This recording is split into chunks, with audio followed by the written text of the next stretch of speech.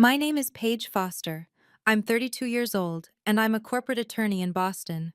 3 weeks ago, my mother stood at my brother's rehearsal dinner with a microphone in her hand, ready to announce to 50 guests that I was no longer part of our family. My crime? Refusing to pay $50,000 for a wedding I wasn't even in.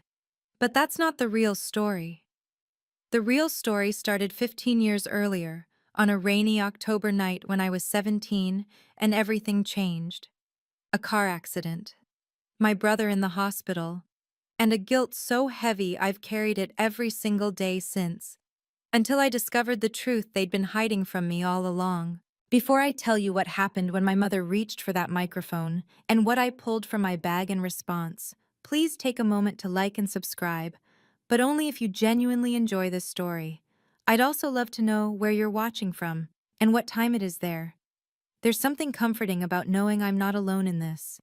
Here's what you need to understand. I've spent half my life believing I destroyed my brother's future. I've paid for it in every way possible, emotionally, financially, and in the quiet shame that follows you into every family gathering. My mother made sure I never forgot. My father's silence confirmed it, and my brother's injuries were the evidence I couldn't argue with. But 3 weeks before his wedding, when my mother demanded that $50,000 as the least I could do, something inside me finally broke. Not in the way you might think, not with anger or rebellion. It broke open, and in that opening, I started asking questions I should have asked 15 years ago. What I found changed everything. So let me take you back to where this really started. Not to the accident, but to 3 weeks before the wedding, when my mother called and made a demand that would finally force me to stop running from the past and start facing it head on. The call came on a Tuesday evening while I was reviewing contracts in my apartment. Mom's name lit up my phone, and I hesitated before answering. Our conversations always followed the same script, surface-level pleasantries masking deeper resentments. Paige? Her voice was crisp, businesslike. We need to discuss Jason's wedding. Of course, I said, setting down my pen. I'm looking forward to it. When do you need me there for? The wedding is going to be expensive, she cut in. Your father and I are doing everything we can, but Jason deserves something special, after everything he's been through. There it was, the familiar weight settling onto my shoulders. Mom, I've already sent a generous gift, and I'm paying for my own travel. $50,000. I blinked. What? We need you to contribute $50,000 toward the wedding expenses. Her tone was matter-of-fact, as if she'd asked me to pick up milk. It's the least you can do, Paige. You took so much from him. His scholarship, his health, his confidence, 2 years of physical therapy because of your carelessness. My throat tightened. Mom, I've helped the family financially for years. The down payment on your mortgage refinance, Dad's surgery, I've never... That was your obligation, not generosity. Her words were ice. This is different. This is about Jason. This is about making things right. I don't have that kind of money just sitting around, I said, which wasn't entirely true, but the amount was staggering. You're a lawyer in Boston.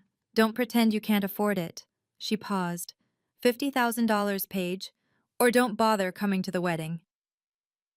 The line went dead. I sat there, phone in hand, feeling 17 again, small, guilty, and completely powerless. That night, I couldn't sleep. My mother's words echoed in the dark, pulling me back to the night that had defined my entire adult life. I was 17, a senior in high school with a perfect GPA and college acceptance letters piling up. Jason was 12, all energy and enthusiasm, living for his travel soccer team. That October evening, I'd picked him up from practice. Mom and Dad were at a dinner party. It was raining, the kind of steady downpour that turns roads into mirrors. Can we get burgers? Jason asked, bouncing in the passenger seat, still in his muddy cleats. Mom said to come straight home, I replied, but I was smiling. Maybe next time. The road down Miller's Hill was steep, winding. I'd driven it 100 times. I was going the speed limit, hands at 10 and 2 like Dad taught me. Then, halfway down, I pressed the brake pedal. Nothing happened. I pressed harder. The pedal went straight to the floor.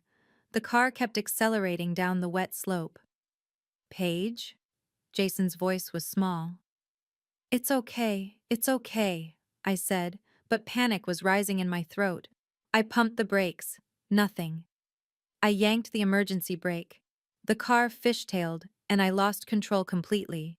The utility pole came out of nowhere. The impact threw us forward. Airbags exploded. Jason screamed. Then silence, except for the hiss of the radiator and the rain hammering the roof. Jason was conscious but crying, his leg bent at a wrong angle. I had a cut on my forehead, blood running into my eyes. Police came. Ambulance, hospital lights, my parents arriving, my mother's face white with terror. I remember a police officer saying something about mechanical failure, but I was in shock, barely processing words. What I remember most clearly was my mother in the hospital hallway, not looking at me, saying to my father, "She was going too fast. She wasn't paying attention." And I believed her. That weekend, I drove to my parents' house in Connecticut. Mom had insisted on a family meeting to discuss wedding details. I arrived Saturday morning with a knot in my stomach and a box of pastries as a peace offering. Jason and his fiancée Melissa were already there, sitting at the dining table, surrounded by wedding magazines and fabric swatches. Jason looked up and smiled. Genuine, warm. "Hey, sis!" I hugged him, relieved. "Congratulations again. Melissa, everything looks beautiful." Melissa, petite with kind eyes, squeezed my hand. "We're so glad you're here." Mom swept in from the kitchen, Dad trailing behind her. "Paige, good. You're on time. Sit down." We made small talk about the venue, the menu, the flowers. Then Mom set down her coffee cup with a deliberate clink. "Paige, have you thought about what we discussed?" My chest tightened. "Mom, can we talk about this privately?" "No need for privacy." Her smile was sharp. "Everyone here knows what you owe this family." Jason shifted uncomfortably. Melissa looked down at her hands. Dad studied his plate as if it held the secrets of the universe. "I've been thinking about it," I said carefully. "But $50,000 is what you owe Jason," Mom interrupted. "After what you did to him, after what you took from him, his scholarship to state, 2 years of his life in physical therapy, the trauma." "Mom," Jason started.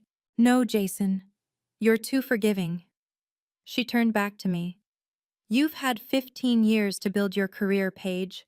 15 years that Jason had to spend recovering from your mistake. This is your chance to make it right."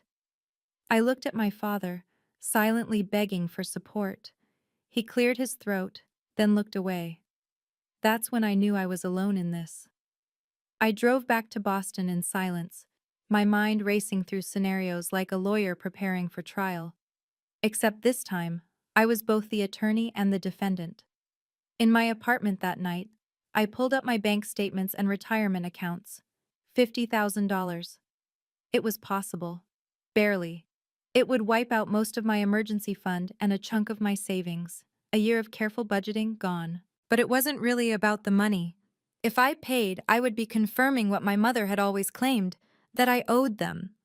That my success was built on Jason's suffering, that I would never be free of that debt because there would always be another demand, another reminder, another way to keep me tethered to my guilt. If I didn't pay, Mom would make good on her threat. She'd tell everyone at the wedding, extended family, Jason's friends, colleagues from his accounting firm. Some of those people were connected to my professional network. The story would spread. Paige Foster, the selfish sister who refused to help her brother after ruining his life. I'd lose my connection to Jason.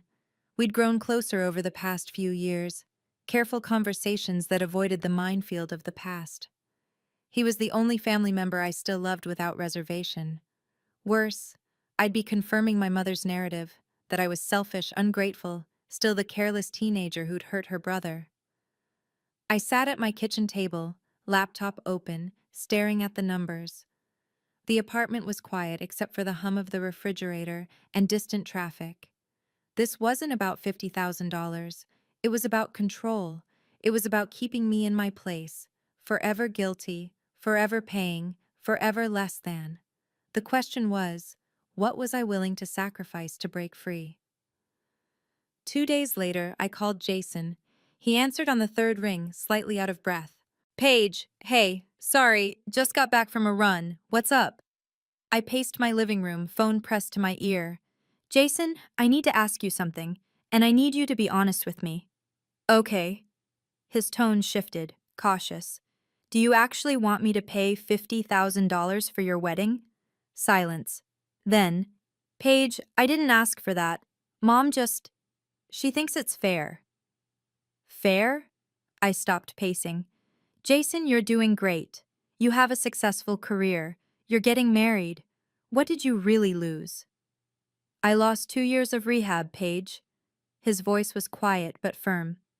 I lost my scholarship to state. I lost. The insurance covered all the medical bills. I checked. And you got a better scholarship to Northeastern a year later. You graduated with honors.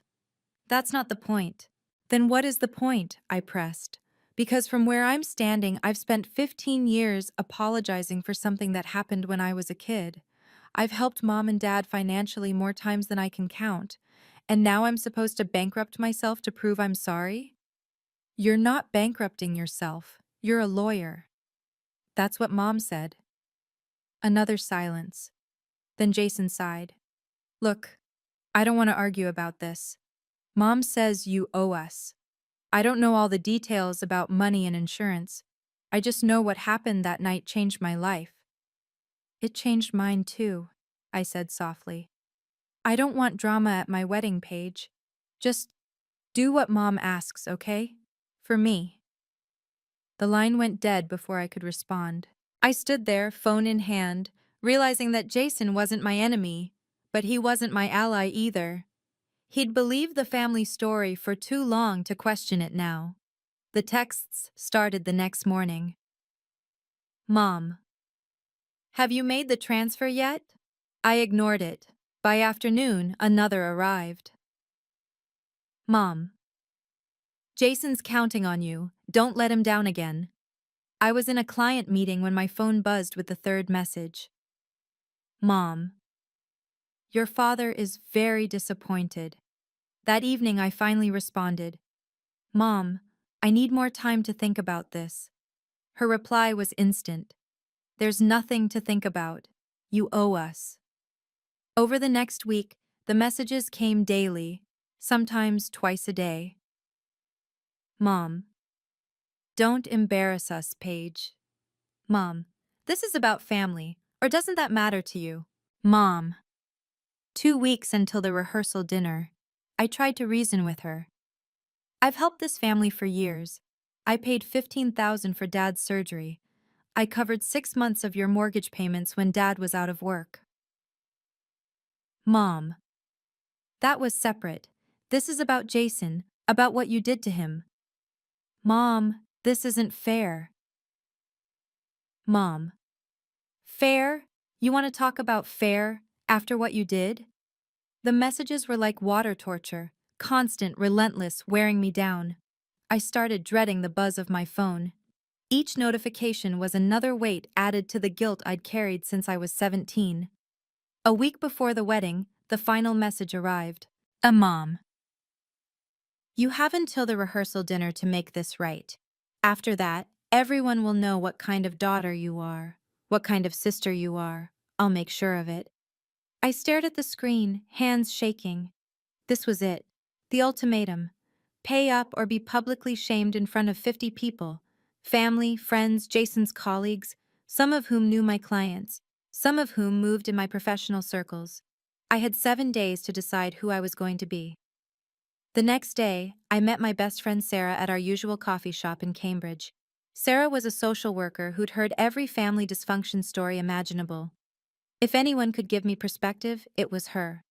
I told her everything: the accident, the 15 years of guilt, the demand for $50,000, the threats. Sarah listened without interrupting, her hands wrapped around her latte. When I finished, she was quiet for a long moment. "Paige, this is financial abuse," she said finally, "and emotional blackmail." I blinked. "That's a strong word." "It's the accurate word." She leaned forward. "Your mother is using guilt and public shame to extort money from you. That's not a family disagreement. That's abuse." "But what if I'm wrong?" The question tumbled out before I could stop it. What if I really did ruin Jason's life? What if— Did you? Sarah's gaze was steady. Or did they tell you that so many times you believed it? I opened my mouth to respond, then closed it. I didn't know how to answer. "Paige, I want you to do something for me." Sarah pulled out her phone. "I want you to get the police report from that accident. The actual official report. Not what your parents told you. Not what you remember through the lens of trauma. The facts." It was 15 years ago. Police reports are public record. You can request a copy. She reached across the table and squeezed my hand. "Get the facts, then decide. But stop carrying guilt for something you might not have done." I drove home with Sarah's words echoing in my head. The facts. When was the last time I'd looked at the actual facts instead of the story I'd been told? That night, I Googled the county records office. They were open until 4 on weekdays. I had 5 days until the rehearsal dinner. The county records office was in a squat brick building 20 minutes from my parents' house. I took a half day off work, telling my assistant I had a personal matter to handle. The clerk behind the counter looked bored. "How can I help you?" "I need a copy of a police report from 15 years ago. October 2010. Single vehicle accident on Millers Hill Road." She typed slowly into her computer. "Name?" "Paige Foster. I was the driver." More typing. The clock on the wall ticked. My heart hammered. "Found it. That'll be $15 for the copy." My hands trembled as I handed her my credit card. She disappeared into a back room. 5 minutes felt like an hour. When she returned, she handed me a manila envelope. "Have a good day." I walked to my car on autopilot, the envelope burning in my hands. I sat in the driver's seat, staring at it. This was it. The truth I'd been too afraid to look for. The facts that Sarah said I needed. I almost started the car and drove away without opening it. Instead, I tore open the seal. The report was 3 pages, typed on official letterhead. I skipped past the basic information: date, time, location, weather conditions, until I found the section labeled Cause of Accident. The words blurred, then sharpened. Cause of accident: brake failure due to manufacturing defect in brake line assembly. Vehicle inspection revealed complete brake fluid loss from defective connection. Driver not at fault. No citation issued.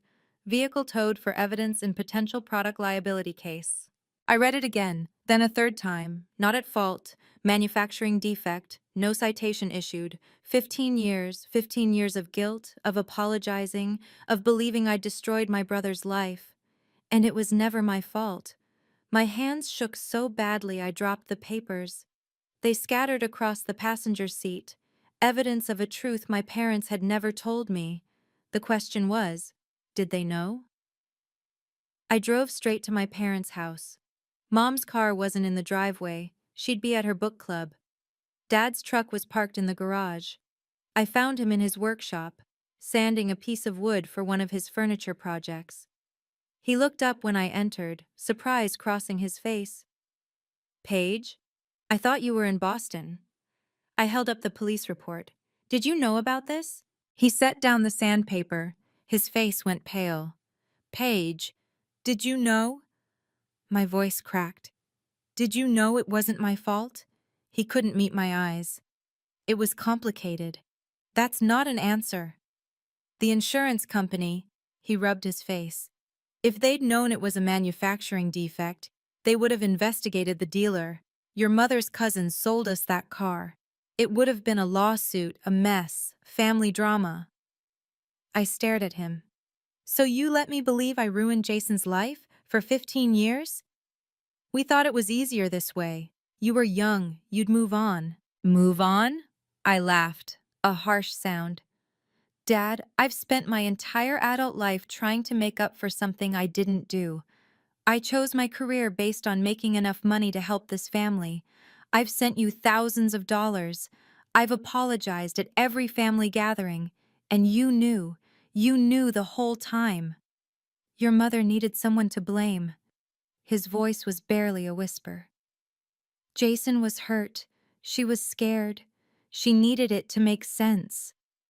So you sacrificed me to make her feel better? He finally looked at me, and I saw something I'd never seen before: shame. I'm sorry, Paige, but please don't bring this up now. Not at Jason's wedding. It'll destroy your mother. I folded the report carefully and put it back in my bag. I'm not the one who destroyed anything, Dad. That evening, I remembered Daniel Brennan. He'd been our family attorney for 20 years, handled wills, property transfers, minor legal matters. He'd known me since I was a teenager, and according to the wedding invitation, he'd be at the rehearsal dinner. I called his office the next morning. Paige Foster. His voice was warm when he answered. I haven't heard from you in ages. How's the corporate law world treating you? It's good, Daniel. Listen, I need to talk to you about something. It's personal, family related. His tone shifted. Of course. I have an opening this afternoon at 3. His office was in a renovated brownstone, lined with law books and framed degrees. He gestured to a leather chair across from his desk. What's going on? I told him the story, the accident, the years of guilt, my mother's demand for $50,000, and finally, the police report I'd just discovered. I slid it across his desk. Daniel read it carefully, his expression growing more serious with each line. When he finished, he set it down and looked at me. This is very clear. You were not at fault. And if your parents knew this and still demanded money from you based on false pretenses, that's financial coercion. What can I do? Legally, you don't owe them anything. Not morally, not financially. This report exonerates you completely. He paused. But I assume you're not here for legal advice. You're here because you're trying to decide what to do at the wedding. I nodded. I'll be at the rehearsal dinner, he said quietly. If you need someone to verify this document, someone with legal standing to confirm its authenticity, I'm here. For the first time in weeks, I felt like I could breathe. Thank you, Daniel. The truth is on your side, Paige. Don't let anyone make you feel guilty for defending yourself. The rehearsal dinner was held at Riverside Manor, an elegant restaurant overlooking the Connecticut River. 50 guests filled the private dining room: Jason's friends from college, Melissa's extended family, aunts and uncles I hadn't seen in years, and a handful of Jason's colleagues from the accounting firm where he worked. I arrived exactly on time, wearing a simple navy dress and carrying a small leather bag. Inside that bag was the police report, folded carefully in a manila envelope. The room buzzed with conversation and laughter. White tablecloths, flickering candles, the clink of wine glasses. A celebration. Jason spotted me first. He crossed the room, handsome in his suit, and pulled me into a hug. You came. Of course I came. I'm your sister. Melissa joined us, radiant in a cream-colored dress. Paige, I'm so glad you're here. You look beautiful. We made small talk about the ceremony tomorrow, the weather forecast, the honeymoon plans to Costa Rica. Normal conversation, safe conversation, as if there wasn't a bomb ticking in my purse. Mom swept through the room like a queen greeting her subjects. She wore burgundy silk and a smile that didn't reach her eyes. When she saw me, the smile froze. Paige, you're here. I wouldn't miss Jason's wedding. We'll see about that. She moved past me to greet other guests. Dad stood near the bar, nursing a scotch. He caught my eye and looked away quickly. I found my assigned seat, table 6, near the back, not with family. A statement in itself. Daniel Brennan was seated at table 4. He gave me a small nod of acknowledgement. I set my bag on the chair beside me, feeling the weight of what was coming. Around me, people laughed and toasted. None of them knew that in the next hour, everything would change. Dinner was served, salmon, roasted vegetables, conversation flowing easily. I barely tasted the food. My attention was fixed on Mom, who circulated through the tables, playing the perfect hostess. After dessert, she moved to the front of the room and picked up the microphone. The conversations quieted. "Good evening, everyone. Thank you so much for being here to celebrate Jason and Melissa." Her voice was smooth, practiced. "We're so grateful to have you all as we come together as a family." She launched into a speech about Jason, his childhood, his determination, his success despite obstacles. The room listened, rapt. Many of you know that Jason faced significant challenges as a teenager. A car accident when he was just 12 years old left him with serious injuries. He lost his scholarship opportunity. He spent 2 years in physical therapy. My stomach dropped. She was doing it, right now. But Jason never gave up. He worked hard, he persevered. And look at him now, successful, happy, about to marry this wonderful woman. Applause. Jason looked uncomfortable but smiled. Mom's gaze landed on me. And tonight, I want to acknowledge someone who's been part of that journey.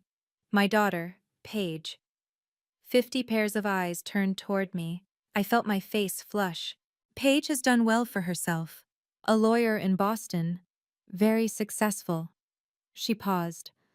And we've been discussing how she might want to contribute to Jason's wedding, to show her support for her brother. The room was silent now. Confused glances between guests. "Paige, you and I talked about a financial contribution to help with the wedding expenses. Have you made that transfer?" My hands gripped the edge of the table. This was it, the public execution. Everyone was staring at me, waiting for my answer. I stood slowly, my chair scraping against the floor. The sound echoed in the silent room. "Mom, I think this conversation should be private." "No, Paige." Her smile was steel. "Everyone here is family. They deserve to know." My voice stayed calm, professional, the voice I used in boardrooms. "I've supported this family for years. I paid for Dad's surgery when insurance wouldn't cover it. I helped with mortgage payments. I've been there for Jason." "That was your obligation," she said smoothly. "This is different. This is about making things right. I don't owe you $50,000. Gasps rippled through the room. Whispers started immediately. I saw Melissa's mother lean toward her husband, murmuring. Jason's face had gone red. Mom's expression hardened. "After what you did to Jason, you don't think you owe him?" "What I did?" I took a breath. "Mom, let's talk about what really happened." "Everyone knows what happened." Her voice rose slightly. "You were careless. You were driving too fast. You hurt your brother. He lost everything because of your recklessness." "That's not the whole truth." The room was electric now. People had stopped pretending not to listen. This was better than any reality TV show, a real family drama unfolding in real time. "What are you suggesting?" Mom's knuckles were white around the microphone. "That you're not responsible? That Jason's injuries weren't your fault?" "I'm suggesting that there's more to the story than what you've been telling people for 15 years. Jason stood up. "Paige, please." But Mom cut him off. "If you're not willing to support your brother, Paige, then maybe you shouldn't be here. Maybe you're not part of this family. Are you asking me to leave? I'm saying that family means sacrifice, and if you can't do that, then you're not family." The room held its breath. I could feel the weight of 50 people watching, judging, trying to figure out who was right and who was wrong. Mom turned to address the guests, her voice carrying that particular tone she used when she wanted sympathy. "I apologize for this disruption.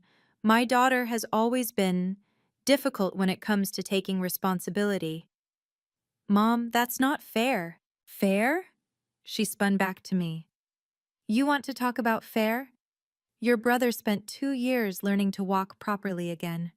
2 years of his childhood. Gone. And you've spent 15 years building a career, living in a nice apartment, traveling. You've had everything he lost." That's not true, I said quietly. Jason has a great career. He's happy. He's successful. Because he worked twice as hard to overcome what you did to him. Her voice cracked with emotion. Real or performed, I couldn't tell anymore. And now, when he's finally having his moment, you can't even do this one thing for him? Jason stood again, his voice strained. Mom, please, let's not do this now. No, Jason, you've been too kind to her, too forgiving. She looked back at the crowd. My daughter has refused to help her brother after everything he's been through because of her. She has the money. She just doesn't care enough to do the right thing. I saw it then, the shift in some people's faces, disappointment, judgment. My Aunt Margaret shook her head sadly. One of Jason's groomsmen whispered something to his date. Mom held the microphone like a weapon. So, Paige, what will it be? Are you family, or are you not? This was the moment, the point of no return. I reached for my bag. I know this is a lot to take in. It was for me too.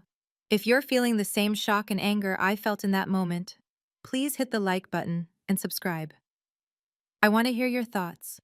Have you ever discovered a family secret that changed everything? Drop your story in the comments below.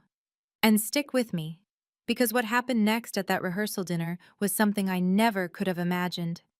Now, back to what happened when I reached into my bag. I opened my bag and pulled out the manila envelope. My hands were steady now. Funny how clarity feels once you stop running from the truth. I am family, Mom, but I won't be manipulated anymore. I removed the police report and held it up so the room could see the official letterhead. This is the police report from the accident 15 years ago. The official report that I only saw for the first time last week. Mom's face went pale. Paige, this isn't the time. This is exactly the time. I opened the report and read aloud, my voice clear and professional. Cause of accident, brake failure due to manufacturing defect in brake line assembly. Driver not at fault. No citation issued. Complete silence. Not a fork clinked. Not a chair shifted. I wasn't careless, I continued. I wasn't reckless. I wasn't speeding. The car had a defective brake line. The brakes failed completely. I was 17 years old and I did everything I could to avoid that crash. I looked around the room, meeting eyes. I was never at fault. The police knew it. The insurance company knew it. And I've spent 15 years believing I destroyed my brother's life when it was never, ever my fault. Jason's face was frozen in shock. Melissa had her hand over her mouth. Mom tried to recover. Paige, you're taking this out of context. There's no context that changes these facts. I held up the report again. This is an official police document. It's a matter of public record.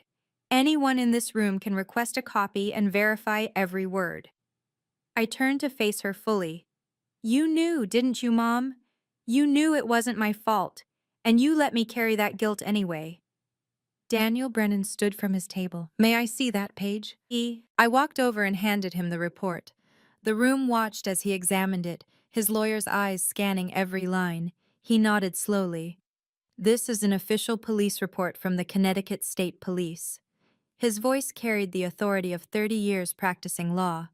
It's clear and unambiguous. The accident was caused by a mechanical defect in the vehicle's brake system. The investigating officer determined that the driver, Paige, was not at fault. No citation was issued. He looked at my parents. Eleanor, Richard, did you both know about this? Dad stared at his plate. Mom's mouth opened, then closed. This is a family matter, Daniel, Mom finally said, her voice tight. It's not your concern. Actually, Eleanor, it is my concern. Daniel's tone was firm, but not unkind. I'm your family attorney, and if you've been demanding money from Paige based on false information, information you knew was false, that's not a family disagreement. That's coercion. More whispers. I saw several people pulling out their phones, probably Googling whether what Daniel said was true. My Uncle Tom, Dad's brother, stood up. Eleanor, is this true? Did you know Paige wasn't at fault? It was complicated, Mom said, but her voice had lost its certainty. The insurance, the dealer was family. We didn't want... So you let your daughter believe she was responsible? Tom's voice was incredulous. For 15 years? We did what we thought was best for the family, Dad said quietly, finally speaking. We were trying to protect. Protect who? I asked. Because it wasn't me. The room erupted in conversation. Some people were angry, some confused. Some were looking at my parents with disappointment I'd never seen before. Jason sat frozen, staring at the table in front of him. Jason stood abruptly, his chair scraping back. His face was flushed, his hands shaking. Paige, his voice cracked. Is this true? I nodded, tears threatening for the first time. I just found out last week. I never knew, Jason. I thought it was my fault. I've thought that for 15 years.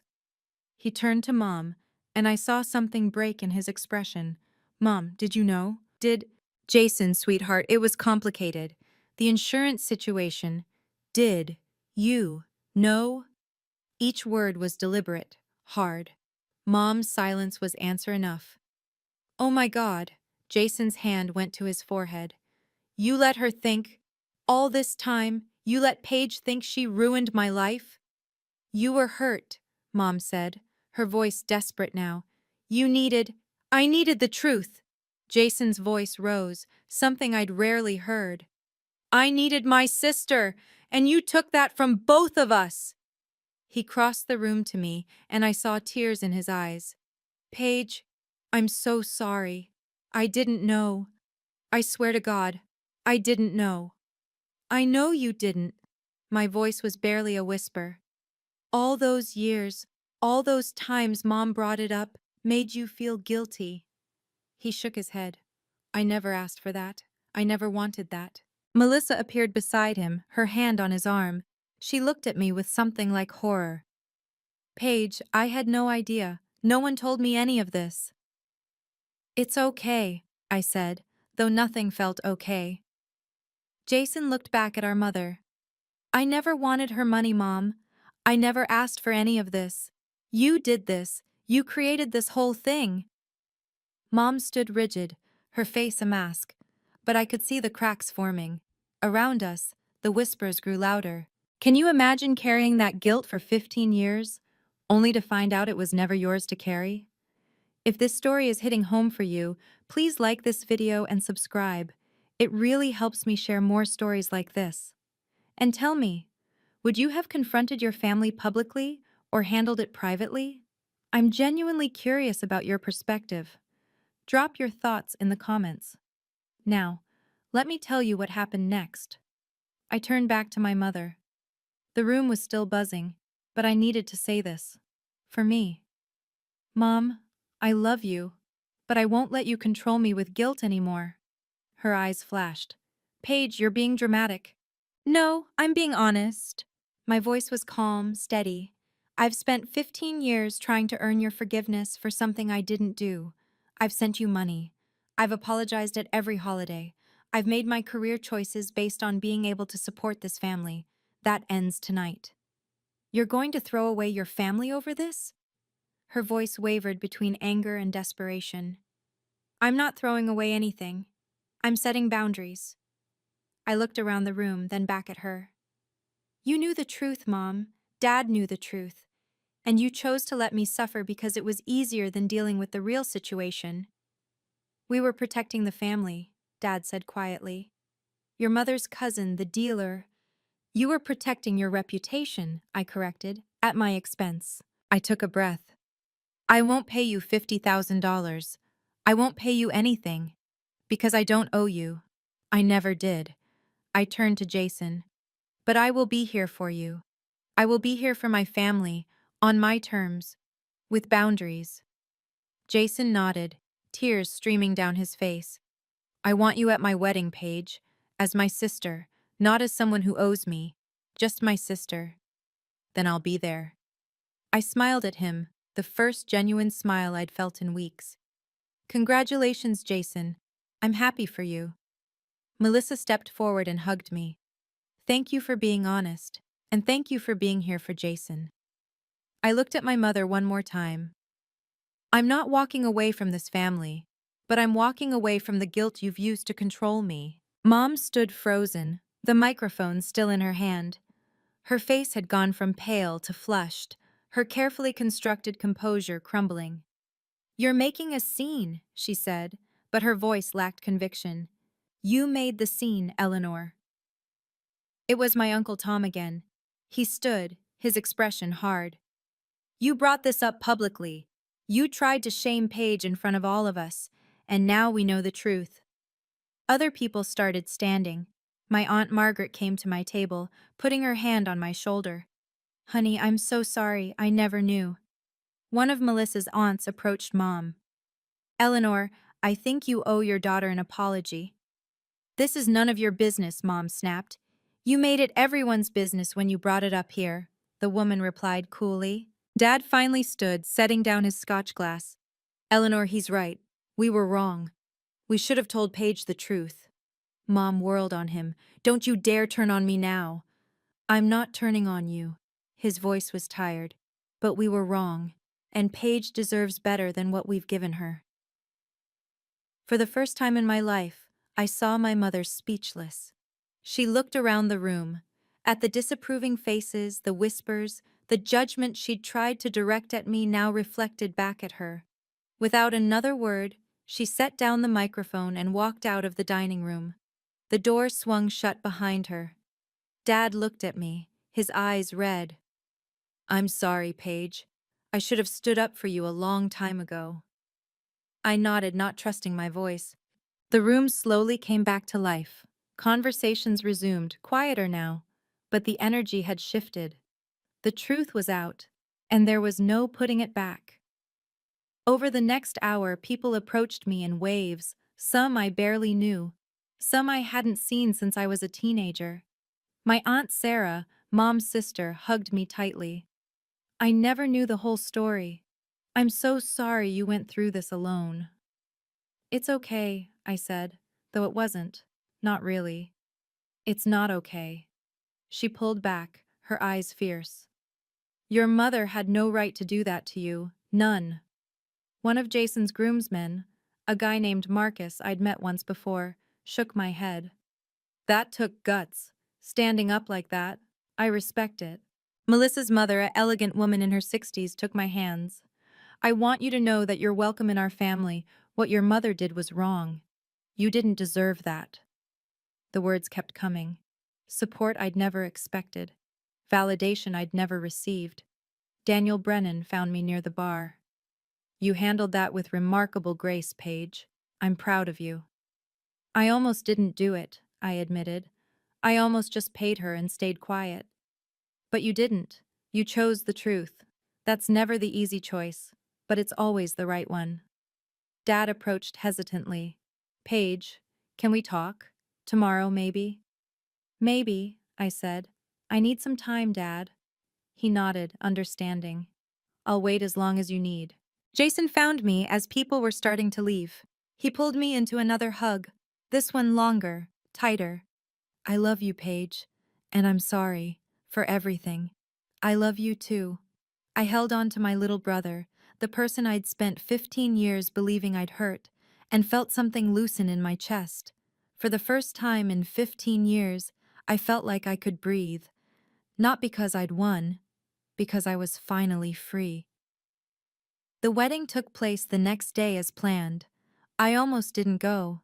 I sat in my hotel room that morning, staring at my bridesmaid dress. I wasn't in the wedding party, but I'd bought something nice, and wondered if my presence would make things worse. Jason called at 9 a.m. "Please come. Please. I need you there." So I went. The ceremony was at a small chapel surrounded by gardens. The same guests from the night before filled the pews, but the energy was different. Quieter. More genuine somehow. Mom was there, sitting in the front row with Dad. She wore a lavender dress and a carefully neutral expression. When I entered, she looked away. Dad caught my eye and gave a small nod. Not quite an apology, but acknowledgement. I sat near the back, next to my Aunt Sarah. When Jason and Melissa exchanged vows, I cried. Not from sadness, but from relief. My brother was happy. He was whole, and I hadn't destroyed him. At the reception, Jason made sure to spend time with me. He introduced me to his friends, not as my sister who was in the accident, but simply as my sister Paige. She's a lawyer in Boston.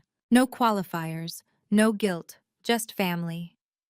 Melissa danced with me during the open dance portion. Thank you for coming, and thank you for yesterday. I know it was hard. It needed to happen, I said. Jason told me he wants to rebuild your relationship, really rebuild it. No more guilt, no more walking on eggshells. I'd like that. Mom kept her distance all day. A few times I caught her watching me, her expression unreadable. But she didn't approach, and I didn't seek her out. Some bridges take longer to rebuild than others. Some might never be rebuilt at all. And I was learning to be okay with that. In the weeks after the wedding, I heard things through the family grapevine. Aunt Sarah called me. Uncle Tom sent a text. Even some of Melissa's relatives reached out. Mom was struggling. Several family members had pulled back from her. Aunt Sarah stopped calling for their weekly coffee dates. Uncle Tom told Dad he was disappointed in how Mom had handled things. Some of the cousins were asking questions about what really happened 15 years ago. Mom's carefully curated image as the perfect mother, the family matriarch, had cracked. People were seeing her differently now. Your mother's having a hard time, Dad told me during one of our careful phone conversations. We were rebuilding our relationship slowly, tentatively. She's not handling the fallout well. I didn't do this to hurt her, I said. I know, but she's lost something she valued, control over the family narrative. Part of me felt sad for her. Despite everything, she was still my mother. But I also knew I couldn't sacrifice my peace to protect her image. Has she said anything? I asked. About apologizing? Dad was quiet for a moment. No. She's not there yet. Maybe she never will be. I can't wait for her anymore, Dad. I can't keep putting my life on hold hoping she'll change. I understand. And I don't blame you. The truth was, Mom's reputation in the family had taken a hit, but she hadn't been ostracized. People still invited her to events, still included her in family gatherings. They just treated her with more caution now, more distance. She'd have to live with the consequences of her choices, just like I'd lived with the consequences of hers for 15 years. The difference was, my consequences were based on a lie. Hers were based on the truth. I'd worried that the family drama would affect my professional life. Some of Jason's colleagues had been at the dinner. A few of my clients had connections to my parents' social circle. But the opposite happened. 2 weeks after the wedding, one of my clients, a CEO whose company I'd helped with a merger, called me into his office. I heard about what happened at your brother's wedding, he said. My stomach dropped. I apologize if that reflects poorly on...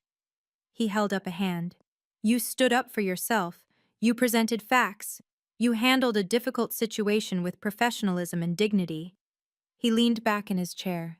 That takes courage. The kind of courage I want in my legal team. I blinked. Thank you. I'm recommending you for lead counsel on the Peterson acquisition. It's a big case, high profile, and I trust you to handle it.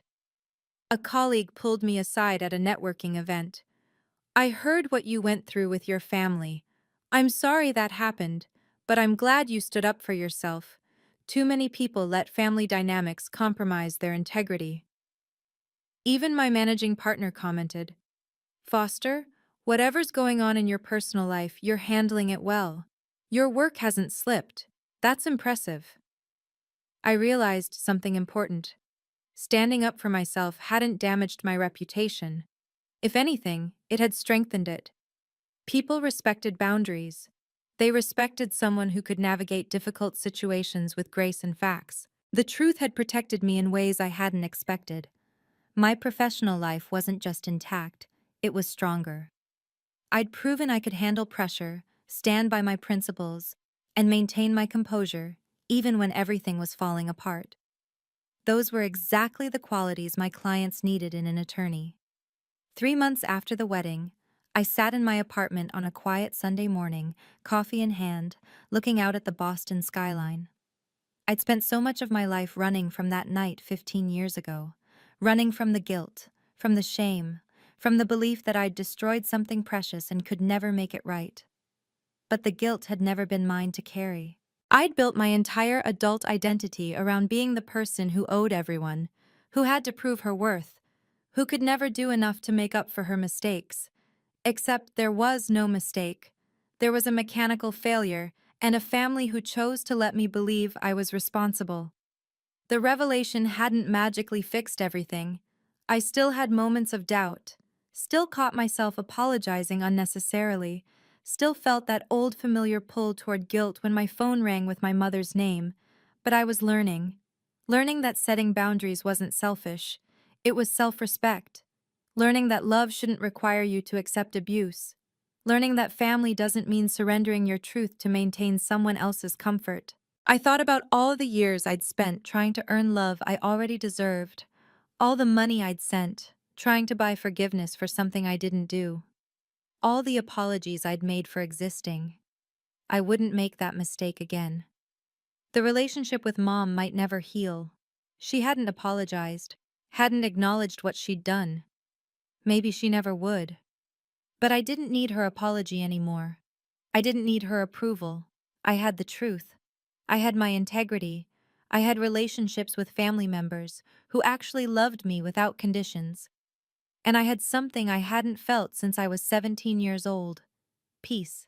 Jason and I talked every week now. Real conversations, not the careful, guilt-laden exchanges we'd had for years. We met for dinner once a month when I drove down to Connecticut. "I've been thinking about the accident a lot," he told me over burgers one evening. I don't remember much from that night. I was 12, I was hurt, I was scared. But I do remember you holding my hand in the ambulance. You do? Yeah. You kept saying, it's okay, even though you were bleeding and crying. He looked at me. You were trying to protect me. Even then. I'm your big sister.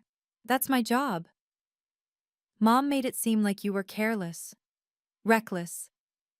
But that's not who you are. That's not who you've ever been. We were building something new, something not based on guilt or obligation, but on genuine affection. Dad and I were working on our relationship too, slowly. He'd started therapy, which surprised me. "I need to understand why I stayed silent for so long," he explained.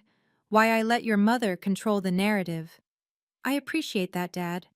I can't undo the past, but I want to be better. For you, for Jason, for myself." Mom remained distant. We'd exchanged exactly 3 text messages since the wedding. Polite, brief, carefully neutral. I'd stopped waiting for her to change. Stopped hoping for the apology I knew wouldn't come. Instead, I'd set clear boundaries. I would attend family events.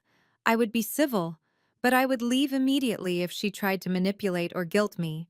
No arguments, no explanations, just boundaries. And the remarkable thing, it worked. She'd tested them once, making a comment about family loyalty at Thanksgiving. I'd stood up, said goodbye to everyone else, and left. She hadn't tried again. So here's what I want you to know. If you're carrying guilt for something you didn't do, it's not your burden to carry. You don't owe anyone your peace. Not your parents, not your siblings, not anyone. I spent 15 years believing I was broken, believing I owed an unpayable debt, believing I had to earn love through constant apology and financial sacrifice. And it was all based on a lie. Not a lie I told, but a lie that was told about me. Setting boundaries doesn't make you selfish. It makes you strong. It makes you healthy. It makes you whole. If you're in a situation where someone is using guilt to control you, I want you to do something for me. Get the facts. Look at the evidence.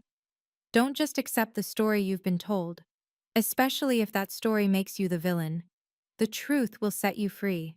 It won't always be comfortable. It might cost you relationships with people who prefer the lie. but it will give you something more valuable than approval: integrity. I'm still healing. I probably will be for a long time. The scars from 15 years of false guilt don't disappear overnight. But I'm free. I'm finally, genuinely free. I have a relationship with my brother that's based on love, not obligation. I have a career I'm proud of. I have boundaries that protect my peace. And I have the truth. That's worth more than $50,000. It's worth more than my mother's approval. It's worth everything. You deserve respect, even from the people who are supposed to love you most, especially from them. Don't let anyone convince you otherwise. Thank you for listening to my story. If it resonated with you, please like this video and subscribe. I share stories about boundaries, family dynamics, and finding your voice. Now I want to hear from you. Have you ever had to set a difficult boundary with family? Or have you discovered a truth that changed everything? Share your story in the comments. I read every single one. And remember, you deserve respect, even from the people who are supposed to love you most.